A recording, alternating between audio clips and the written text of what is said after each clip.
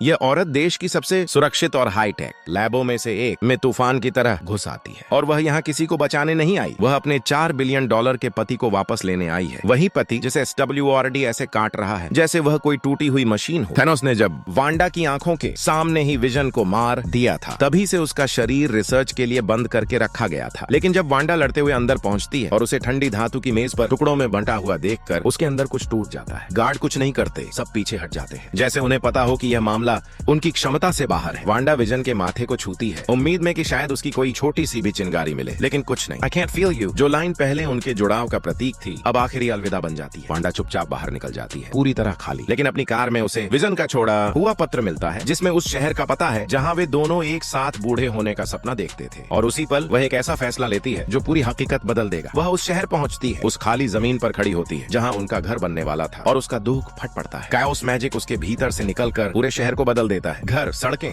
पूरा टाउन एक perfect 1950s का सिटकॉम बन जाता है, और बीच में वह घर खड़ा होता है जिसका सपना वांडा और विजन ने देखा था। फिर वह विजन को रचती है, एक ऐसा रूप जो असली जैसा दिखता है। Wanda welcome home. इस बबल के अंदर वांडा आखिरकार वह जिंदगी पाती है जो उससे छीनी गई थी, लेकिन इसकी कीमत शहर का हर निवासी उसके शो का कठपुतला बन जाता है। शुरुआत में सब ठीक चलता है, जब तक बाहर की दुनिया अंदर आने की कोशिश नहीं करती। रेडियो पर आती एक आवाज, वांडा। उसके यार्ड में गिरता एक लाल रंग का खिलौना हवाई जहाज। सीवर से निकलता SWORD का एक एजेंट। वांडा यह सब अनदेखा कर देती है, वह बस एक बार खुश होना चाहती है। वह विजन से कहती है कि उसे बच्चा चाहिए, और तुरंत उसका पेट बढ़ जाता है। दुनिया रंगीन हो जाती है। अगली ही सुबह वह जुड़वा बच्चों को जन्म देने वाली होती है। पड़ोसन मोनिका उसकी मदद करती है, लेकिन उससे एक गलती हो जाती है। वह अल्ट्रॉन का नाम ले लेती है। विजन को अल्ट्रॉन ने मारा था। वांडा की दुनिया में किसी को भी अल्ट्रॉन याद नहीं होना चाहिए। और जैसे ही वांडा मोनिका के SWORD बैच को देखती है, सब स्पष्ट हो जाता है। ये दोस्ती करने वाली पड़ोसन असल में एक अंडरकवर एजेंट है। वांडा की मुस्कान गायब हो जाती है, उसकी आंखें बदल जाती हैं। सिटकॉम खत्म। वह अपनी मैजिक छोड़ती है, दीवारों को मरोड़ देती है, घर को घुमा देती है, और मोनिका को बबल से बाहर एक ग्लिच की तरह फेंक देती है। वह उसे मारती नहीं, लेकिन एक बात साफ कर देती है,